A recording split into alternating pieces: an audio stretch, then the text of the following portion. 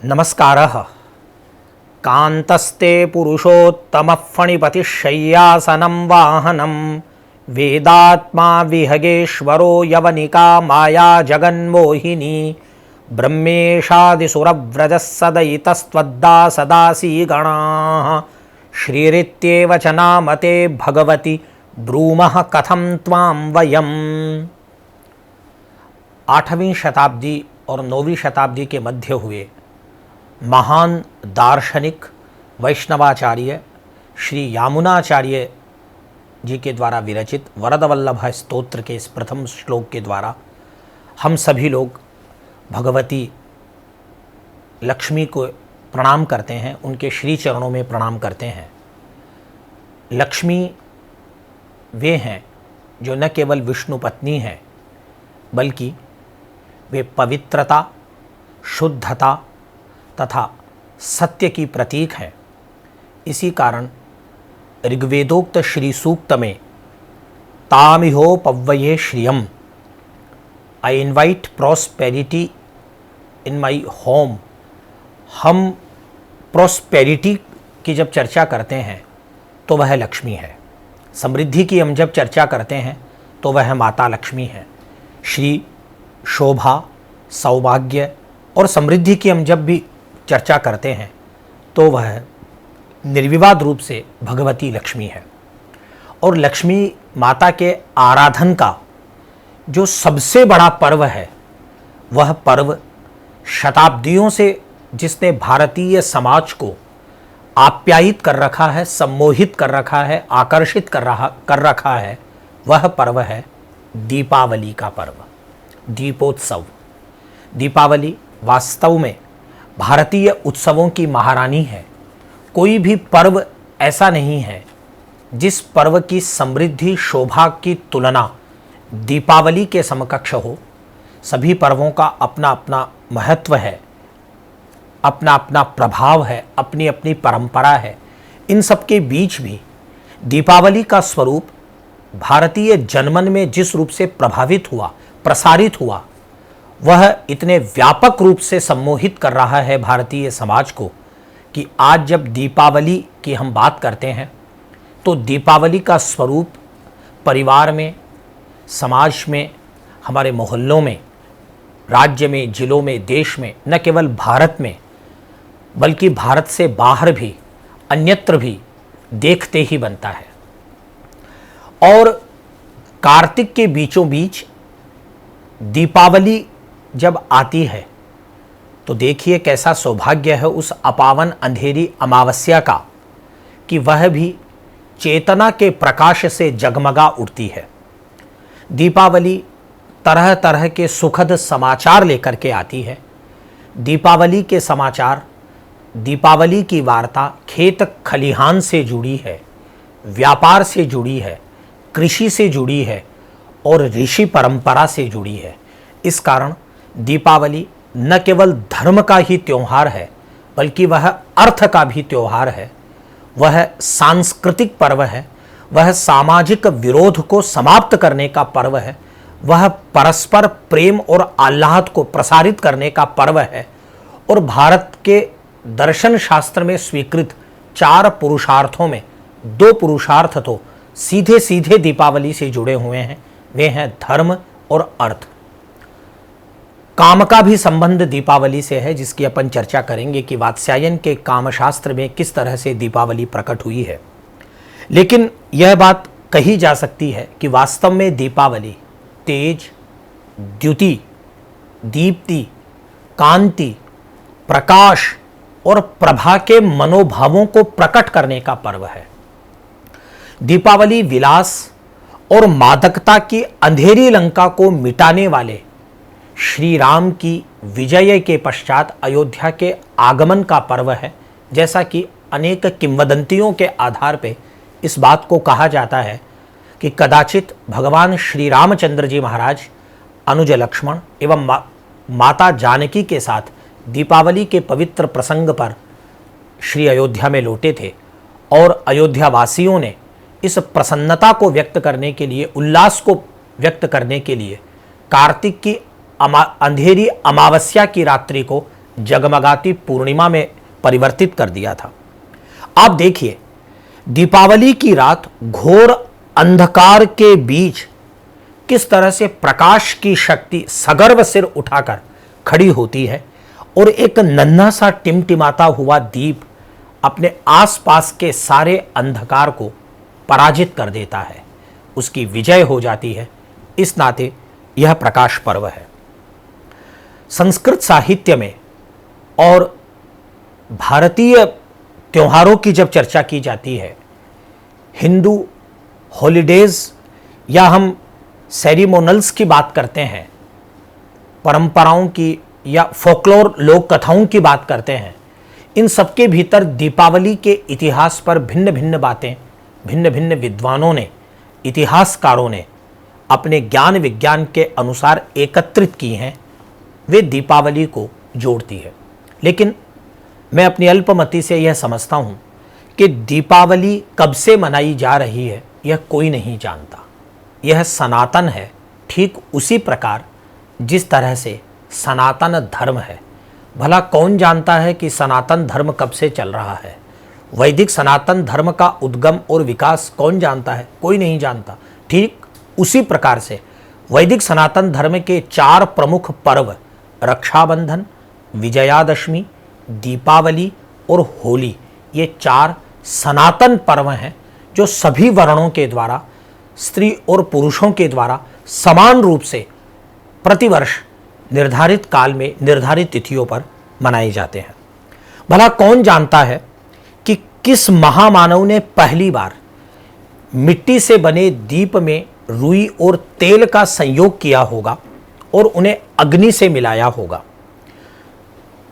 और किस रूप में मिलाया होगा कि जब जगमगाते चंद्र और सूर्य अस्त हो जाते हैं, आकाश में न सूर्य है न अमावस्या की रात को चंद्रमा है, ऐसे में सुंदर थाली में दीप सजा करके दीपावली की परंपरा किस महामानव ने किस क्षेत्र में प्रारंभ की होगी, यह अद्यावधि चिंतन का एवं शोध का विषय बना हुआ है। और वह प्रयोग जो सहस्राब्दियों पहले किसी ने किया, वह आज भी इतना अनूठा है कि दीपावली की रात न कोई जाति भेद है, न कोई लिंग भेद है, न कोई वर्ण भेद है और न ही कोई किसी राष्ट्र की सीमाओं का भेद है। सर्वत्र दीपावली है, सर्वत्र दीप प्रज्वलित हो रहे हैं और इन दीपों के माध्यम से हम पवित्रता और समृद्धि के साथ माता लक्ष्मी का पूजन कर रहे हैं। यह सोचने की बात है कि भारत में अनेक धार्मिक विश्वास प्रकट हुए, अनेक धर्म साधनाएं प्रकट हुई, अनेक जातीय विश्वास और आचार पद्धतियां बनती रही, बदलती रही और बिगड़ती रही। उन सबके भीतर भी दीपावली कितने समृद्ध स्वरूप में आज तक भारतीय जनमन के में विराजमान ही नहीं है, बल्कि वह भारतीय जनमन के चित्त को, भारतीय लोगों के, भारतीयों के चित्त को प्रकाशित कर रही है, आलोकित कर रही है।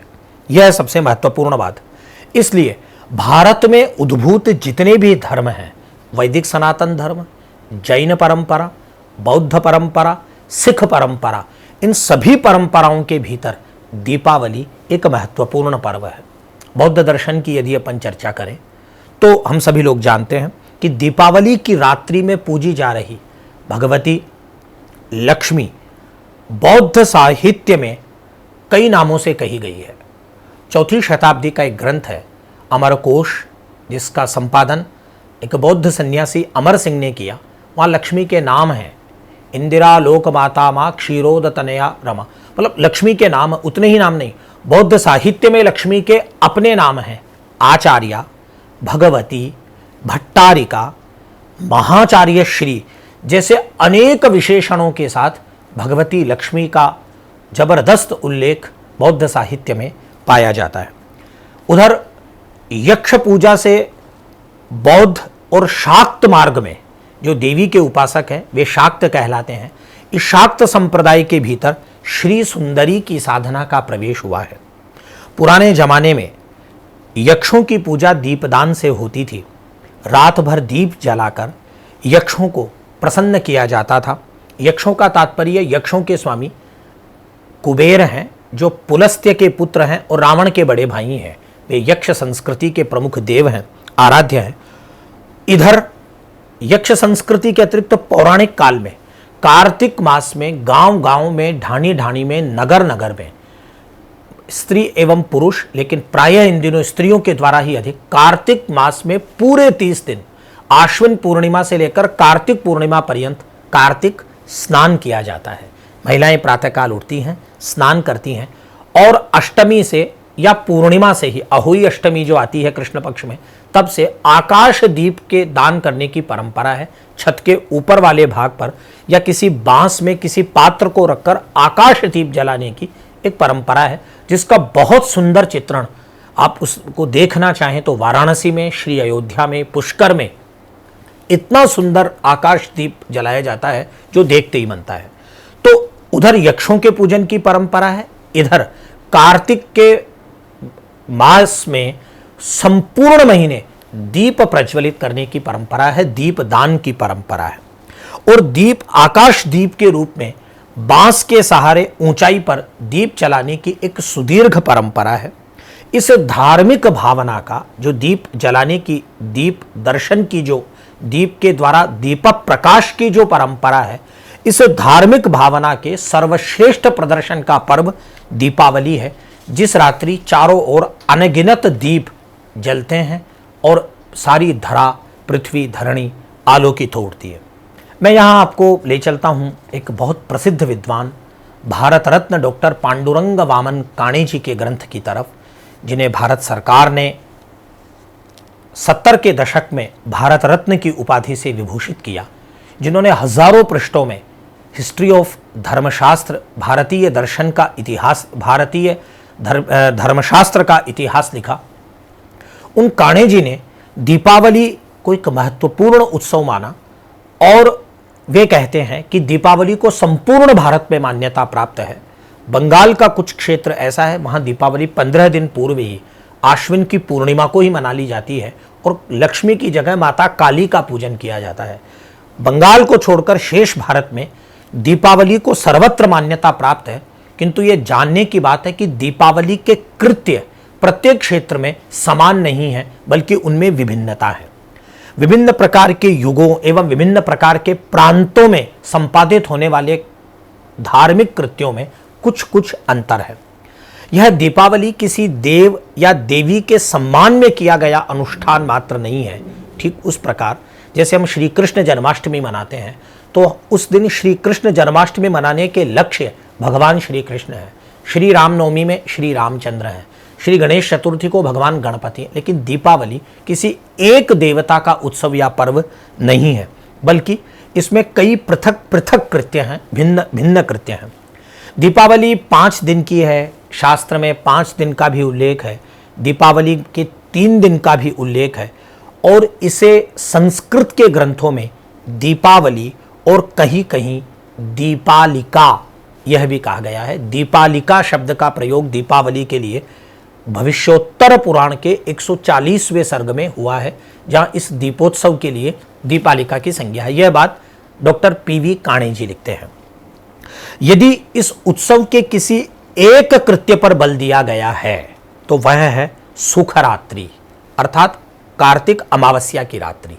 इस सुखरात्रि का वर्णन राजमार्तंड नामक ग्रंथ में भी है एवं काल विवेक में भी है। इसे यक्षरात्रि कहते हैं वात्स्यायन अपने कामसूत्र में। वहीं व्रत प्रकाश एवं हेमाद्री, ये जो 2 महत्वपूर्ण ग्रंथ हैं, जो धर्मशास्त्र के ग्रंथ हैं, वे इस उत्सव को सुख सुप्तिका के नाम से जानते हैं। ऐसी संज्ञाएं प्राप्त होती है। और एक बहुत बड़े विद्वान प्रोफेसर पीके गोड़े ने दीपावली पर लगभग 90-80 वर्ष पूर्व एक बहुत विद्वत्तापूर्ण आलेख अंग्रेजी में लिखा है, जो पठनीय है। और मैं दर्शकों तक ये बात पहुंचाता हूं कि यह लेख Bhandarkar oriental research institute Pune के से प्राप्त भी है। इसे पढ़ा जाना चाहिए। जिन्होंने दीपावली पर कदाचित अब तक जितने लोगों ने काम किया, उसमें सबसे महत्वपूर्ण कार्य प्रोफेसर पीके गोड़े साहब ने किया है। मैं एक श्लोक पहुंचाता हूं, जो संस्कृत के विद्वान हैं उनके लिए तो ये बहुत सहज है, लेकिन जो संस्कृत में सामान्य रुचि भी रखते हैं ये भी श्लोक को सुन के अत्यंत आह्लादित एवं रोमांचित होंगे कि भविष्योत्तर पुराण के 71वें सर्ग में एक श्लोक है बहुत सुंदर, जो श्लोक एक श्लोक होने पर भी दो अर्थों को प्रकट करता है, अर्थात दो अर्थों वाला एक पद्य भविष्योत्तर पुराण में है। मैं आपको वह श्लोक सुनाता हूं। उपशमित मेघनादम प्रज्वलित दशाननम रमित रामम रामायणमिव सुभगम दीपदिनम हरतु वो दुरितम। देखिए कितना सुंदर श्लोक है। प्रथम पंक्ति से दीपदान एवं रामायण के 3 अंग विशेष की ओर संकेत हो रहा है। एक श्लोक चल रहा है जिसमें दीपावली भी है, साथ में रामायण भी है। किस तरह से? हम पहले शब्द का प्रयोग करते हैं उपशमित मेघनादम। उपशमिता मेघानाम नादाहा यस्मिन। दिवाली के संबंध में मेघ की गर्जन अब बंद हो गई है। वर्षा के मास श्रावण और भाद्रपद जा चुके हैं, शरद ऋतु आ चुकी है, बादल श्वेत होकर के जा चुके हैं। वाल्मीकि रामायण में शरद ऋतु का बहुत अनुपम वर्णन भगवान श्री रामचंद्र जी ने लक्ष्मण जी से किया है ऋष्यमुख पर्वत पे। वह पठनीय है, अभी विषय से संबद्ध नहीं है, केवल संकेत मात्र आपके लिए कर रहा हूं। दीपावली के समय मेघनाद शमित हो चुके हैं। मेघों के नाद अब दीपावली पर सुनाई नहीं पड़ रहे। उधर रामायण में उपशमिता मेघनाद यस्मिन, जिस ग्रंथ में मेघनाद का शमन कर दिया गया है रावण के पुत्र। देखिए आप, मेघनाद का शमन रामायण में भी हो रहा है और मेघनाद का शमन दीपावली पर भी हो रहा है। कितने सुंदर हमारे पुरखे थे, पूर्वज थे, इतना अनुपम, जितना कोई चिंतन नहीं कर सकता, वो कितना बढ़िया श्लोक लिख रहे हैं। आगे देखिए, प्रज्वलित दशाननम रमित रामम प्रज्वलितानि दशानाम दीपवर्तीनाम आननानि अग्राणि यस्मिन। सुंदर सुंदर दीपों के आनन, जलते हुए दीप दिखाई जल रहे हैं, जलते हुए दिखाई पड़ रहे हैं दीपावली के संदर्भ में। उधर प्रज्वलिता दशानन रावण यस्मिन, रामायण में जो दशानन रावण है वह जला दिया गया है भगवान रामचंद्र जी महाराज के द्वारा, जो स्वयं समस्त विघ्नों का नायक है एवं मानवता का शत्रु है। उसके पश्चात रमित रामम, रमिता रामा युवतया यस्मिन। स्त्रियां कितनी प्रसन्न हैं, स्त्रियों का सौभाग्य, सौंदर्य, सुंदरता दीपावली पर देखते ही बनती है। यह दीपावली के संदर्भ में। उधर रमिता है रामा येन, राम जिसमें रमण कर रहे हैं रामायण के संदर्भ में। तो ये इतना सुंदर श्लोक भविष्योत्तर पुराण में प्राप्त है। इसके बाद एक बात मैं और आपको निवेदन करता हूं कि निर्णय सिंधु एवं काल तत्व विवेचन, ये 2 महत्वपूर्ण ग्रंथ है भारतीय धर्मशास्त्र के। इनके अनुसार चतुर्दशी, अमावस्या एवं प्रतिपदा, इन 3 दिनों तक ध्यान दीजिए, कार्तिक कृष्ण चतुर्दशी, उसके बाद अमावस्या जिस दिन दीपावली होती है, और अगले दिन कार्तिक शुक्ल प्रतिपदा, इन 3 दिनों तक कौमुदी उत्सव मनाने की परंपरा है। इसका बहुत अच्छा श्लोक है, एक नारद संहिता का श्लोक उन्होंने वहां पर कोट किया है, अपने स्रोत के रूप में डाला है। यह श्लोक है, मैं मेरे दर्शकों को सुनाता हूं। ईशासित चतुर्दश्याम इंदुक्षय तिथावपि ऊर्जादौ स्वाति संयुक्ते तदा दीपावली भवेत कुर्यात् संलग्न मेतच्च दीपोत्सव दिनत्रयम। जोरदार बात है कि ये 3 दिन की दीपावली मान रहे हैं, चतुर्दशी, अमावस्या और प्रतिपदा।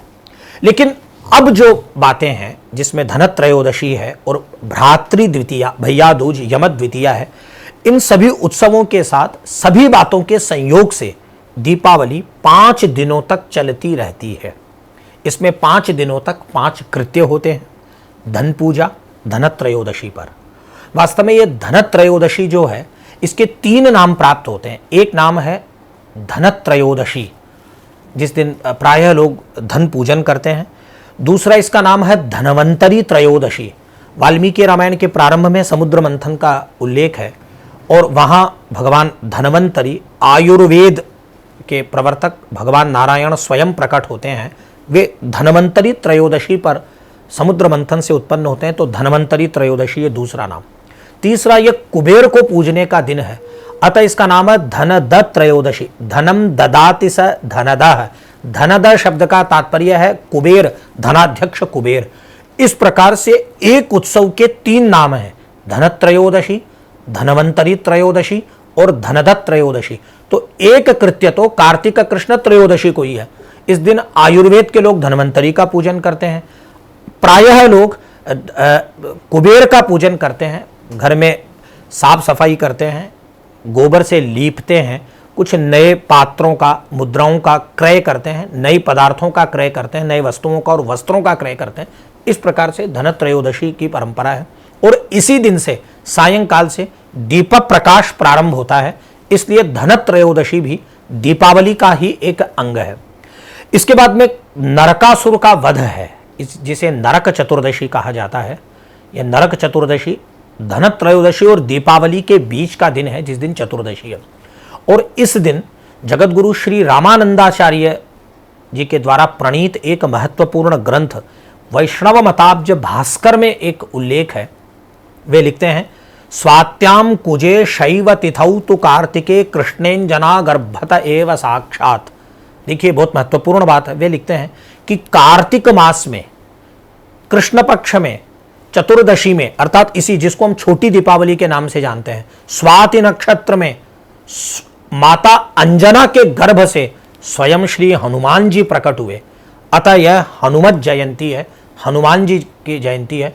व्रतादिना तत्र तदुत्सवम चरेत, और वे विधान कर रहे हैं कि क्या करना चाहिए इस दिन, व्रत करना चाहिए और हनुमान जी के प्रसन्नार्थ तदुत्सवम चरेत, हनुमद उत्सवम आचरेत, हनुमान जी के उत्सव का आचरण करना चाहिए, हनुमान जी का दर्शन करना चाहिए। अतः जो देखिए ध्यान देने की बात है, धनत्रयोदशी के तुरंत दूसरे दिन हनुमत जयंती, हनुमान जी की जयंती, और नरकासुर का वध किया अदिति पुत्र आदित्य भगवान नारायण ने। माता अदिति के कुंडल एक दुष्ट ले गया था, वो पौराणिक कथा है, मैं उसका अलग विस्तार हो जाएगा। वह कुंडल भगवान लेकर के आए नरकासुर को मार करके, तो विष्णु विजय का पर्व है यह।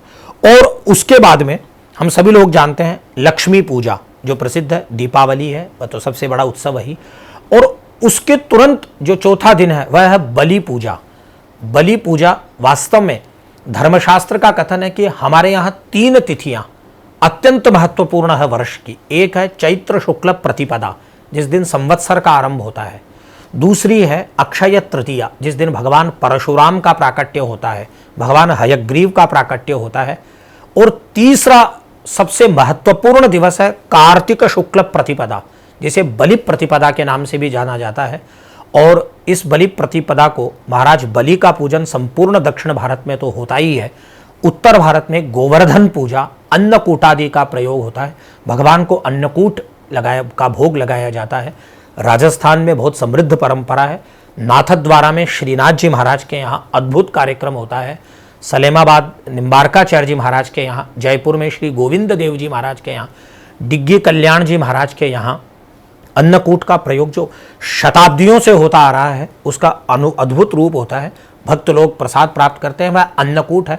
अर्थात नए धान को ऐसे थोड़े ही खाना है, उसे भगवान को समर्पित करना है और फिर प्रसाद, अन्न को भी प्रसाद के रूप में ही ग्रहण करना है। और उसके बाद अंतिम उत्सव है भ्रातृ द्वितीया, ये यम द्वितीया है वास्तव में।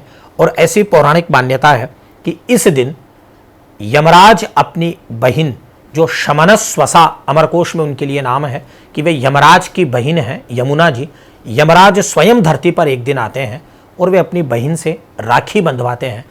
यम और यमी, इन दोनों के इस पवित्र भाई और बहन के प्रेम के कारण ही भाई दूज के दिन बहन से राखी बंधवाने का विधान है। लेकिन इसमें एक बात हमेशा ध्यान रखनी चाहिए, धर्मशास्त्र में डॉक्टर पीवी काणे जी ने लिखा है कि इस दिन भाई को अपने बहन के घर जाकर के राखी बंधवानी चाहिए, बहन को अपने घर नहीं बुलाना चाहिए। रक्षाबंधन पे बहन भाई के घर आवे और भाई दूज पर भाई बहन के घर जावे। ऐसा जो भाई करता है उसकी संपत्ति, स्वास्थ्य, समृद्धि और आरोग्य, ये सारी चीजें बढ़ती हैं। एक दो बातें मैं और यहाँ महत्वपूर्ण, कुछ, मैं दर्शन शास्त्र का विद्यार्थी हूँ, इसलिए हमारे यहाँ न्याय दर्शन जो एक महत्वपूर्ण तर्क शास्त्र है, तर्क विद्या है, वहाँ पंच महाभूतों के अतिरिक्त न्याय शास्त्र ने काल, दिशा, आत्मा और मन, ये 4 पदार्थ और जोड़े हैं। यहाँ देखिए ध्यान देने की बात है कि पंच महाभूतों में जो अग्नि है वह एक तरह से तेज है, जिसमें उष्णता है। जिस द्रव्य में उष्णता है वह द्रव्य तेज कहलाता है। और तेज के न्यायिक लोग, न्याय शास्त्री 4 भेद करते हैं। यह बहुत रोचक है। आप जो न्याय शास्त्र से नहीं जुड़े हैं उनके लिए भी ये सूचना बहुत रोचक होगी कि अग्नि का हमसे कैसे संबंध है। होली तो अग्नि, विजयादशमी तब भी अग्नि, रक्षाबंधन श्रावणी कर्म तब भी अग्नि, और दीपावली पे तो अग्नि के बिना दीपावली उत्सव नहीं हो सकता। तो ये अग्नि का हमसे कैसे संबंध, और इस अग्नि का ऐसा ही संबंध नहीं है। हमारे आधार जीवन के, हमारे शास्त्रों के, हमारे चिंतन के आधार जो वेद हैं, उनमें जो प्रथम वेद है ऋग्वेद, वह अग्नि शब्द से ही प्रारंभ होता है। अग्निमीळे पुरोहितम यज्ञस्य देवमृत्विजम होतारम रत्नधातमम। इसलिए हमारे यहाँ षोडश संस्कारों में अग्नि की प्रमुखता है। जन्म होगा तो अग्नि, विवाह संस्कार होगा तो अग्नि, और और्ध्वदेहिक संस्कार जो कि अंत्येष्टि है, अंतिम संस्कार है, उसमें पुनः अग्नि में सोम की आहुति के रूप में, उस पर मैं नहीं जाऊंगा। तो तात्पर्य यह है कि अग्नि के 4 भेद न्याय शास्त्र ने बताए हैं। ये बहुत महत्वपूर्ण है। भौम, दिव्य, उदरीय और आकरज। देखिए 4 प्रकार से अग्नि में कैसे कैसे भिन्नता है। अग्नि भूमि पर होने वाला तेज है। अग्नि भूमि पर होने वाला तेज है, इस कारण वह भौम तेज है, साक्षात भूमि पर दिखाई पड़ता है। इस कारण वह भौम तेज है, जिसमें उष्णता है। जल से उत्पन्न विद्युत, हम जिस बिजली का प्रयोग करते हैं, वह विद्युत जिस जल से उत्पन्न हो रही है वह दिव्य नामक तेज है। वह भी एक प्रकार की अग्नि ही है, और अग्नि का ही भेद विद्युत है। तो भौम तेज, भौम अग्नि आप समझिए। भौम तेज हो गया साक्षात अग्नि, जिसे हम फ्लेम कह रहे हैं, दिखाई पड़ रही है हमको अग्नि जलते हुए। जल में जो अग्नि है, वड़वाग्नि जो है, समुद्र में जो अग्नि है, नदियों में जो अग्नि है, वह अग्नि दिव्य तेज है। खाए हुए पदार्थों को, हम जब जो पदार्थ खा लेते हैं, उन पदार्थों का पाचन कैसे होता है हमारे शरीर के भीतर, न केवल हमारे बल्कि समस्त जीवों के भीतर उस अन्न का पाचन कैसे होता है। उस अन्न का पाचन जिस अग्नि से होता है, जिसे हम लोग जठराग्नि कहते हैं। भगवान कहते हैं कि मैं ही जठराग्नि हूं गीता में, पचाम्यन्नम चतुर्विधम। हे अर्जुन, मैं ही अन्न को पचा रहा हूं। पेट के अंदर जो अग्नि है, जिस ऊष्मा से अन्न पक रहा है, वह अग्नि जो है वह उदरीय तेज है। वह भी अग्नि है, लेकिन उसकी संज्ञा, वह उसका नाम है उदरीय तेज। ठीक इसी प्रकार से माइंस में, खानों में जो सोना, तांबा, लोहा, चांदी इत्यादि प्रकट हो रहे हैं, खनिज प्रकट हो रहे हैं, यह भी अग्नि से ही खनिजों का निर्माण हो रहा है, जो कि आकरज तेज है।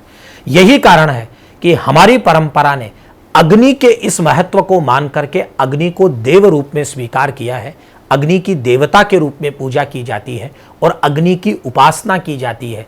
इसीलिए हमारे यहाँ घर घर हवन, घर घर पूजन, और अग्नि का इतना महत्वपूर्ण स्थान है कि संध्या काल, भले ही वो प्रातः काल या सायंकाल, जब संयुक्त काल है, रात दिन मिल रहे हैं, तो दीप जलाने की परंपरा के रूप में, वास्तव में यह जो दीप है, यह यज्ञ संस्कृति का प्रतीक है। इससे यज्ञों की संस्कृति हमारे यहाँ स्पष्ट रूप से प्रकट होती है। और हमारे यहाँ दीप कोई सामान्य दीप नहीं है, ये दीप देवोपम है। हम लोगों के यहाँ दीप को भो दीप देवरूपस्त्वम कर्म साक्षी यविघ्नकृत। देखिए, अविघ्नकृत दीपक के प्रकट होने से विघ्न समाप्त हो जाते हैं, और देवोपम है ये, देवरूपस्त्वम साक्षी रूप है, साक्षी है वो पूरे कृत्य का। दीप के देवता के रूप में परिणत हो जाने का एक बहुत सुंदर इतिहास है, उस पर भिन्न से कभी चर्चा होगी। और पुराकाल में हम सभी लोग जानते हैं, अब तो तमाम संसाधन अग्नि के संरक्षण के कितने उपाय थे। अग्नि में प्रतिदिन होत्र हवन करने वाले, एक टाइटल था उन लोगों के लिए अग्निहोत्री, वे अग्निहोत्री ही कहलाते थे। यहाँ तक कि वेद भाष्यकार महर्षि यास्क के अनुसार, यास्काचार्य के अनुसार, भरत शब्द का अर्थ आदित्य है, उससे उत्पन्न प्रजा भारती है। इस प्रकार भारत शब्द का, जो हमारे राष्ट्र का नाम है, सही और सच्चा अर्थ है सूर्य की संतान। तात्पर्य है कि ये जो प्रत्येक भारतीय है, यह प्रकाशमय है। यह देश भारत, भा अर्थात ज्ञान प्रकाश में रत है। इस नाते से समझा जा सकता है कि दीपावली बहुत महत्वपूर्ण बहुत महत्वपूर्ण उत्सव है, और दीपावली शोषित एवं अवदमित समाज के भीतर खुशियां बांटने का, प्रस्तुत करने का एक महत्वपूर्ण उत्सव है। मैं एक बात यहाँ जरूर कहना चाहता हूँ कि हमारे राष्ट्रपिता महात्मा गांधी ने 11 सितंबर 1921 को एक लेख लिखा था नवजीवन में। जब भारत परतंत्र था तो गांधी जी से किसी ने कहा था कि हमें दीपावली पर क्या करना चाहिए। यह जो किंवदंती है कि 14 वर्ष बाद श्री रामचंद्र दीपावली पर लौटे थे और उन्हीं की स्वागत में दीपावली का पर्व मनाया गया था। महात्मा गांधी जी ने इस किंवदंती को जोड़ करके एक महत्वपूर्ण बात कही थी, वो दर्शकों तक पहुंचनी चाहिए ताकि ये पता चल सके कि वास्तव में दीपावली कितना महत्वपूर्ण पर्व है। महात्मा गांधी लिखते हैं कि यदि दीपावली पर हमें स्वराज्य न मिल सके तो हमें क्या करना चाहिए, बस मातम मनाना चाहिए।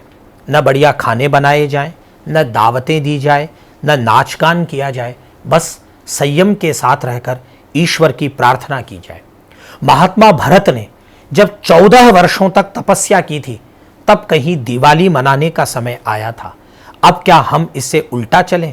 कुछ समय में गाना किस काम का, बिना भूख के खाना किस काम का और बिना स्वराज्य के दीपावली किस बात की। आज हम सभी लोग भाग्यशाली हैं कि हम स्वतंत्र भारत में दीपोत्सव मना रहे हैं। आज हमें लिखने की, कहने की, पढ़ने की, आने जाने की धार्मिक सभी स्वतंत्रताएं प्राप्त हैं, पर वास्तव में इन स्वतंत्रताओं के बीच हमें संवैधानिक स्वतंत्रता का ही पालन करना चाहिए। यही उपदेश देने हमें दीपावली आती है। शास्त्र से जुड़िए, संविधान से जुड़िए।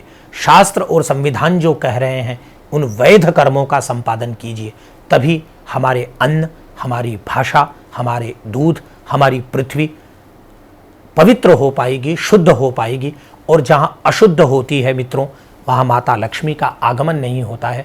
जब हमारी भाषा शुद्ध होगी, एक संस्कृत का प्रसिद्ध श्लोक है, पृथिव्याम त्रीणि रत्नानि जलम अन्नम सुभाषितम।